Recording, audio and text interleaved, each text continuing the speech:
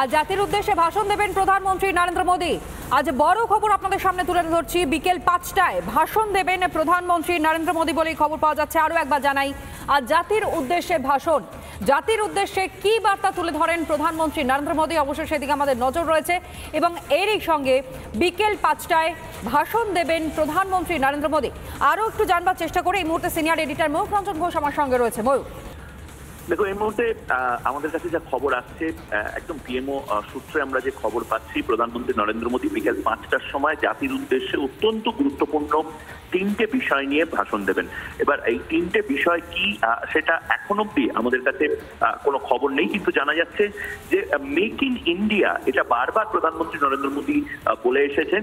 কালকেও ইনফ্যাক্ট বলেছিলেন যে আমাদের জন্য অন্য কোনো দেশ শত্রু নয়, আমাদের শত্রু হচ্ছে আমাদের অন্য দেশের প্রতি নির্ভরতা।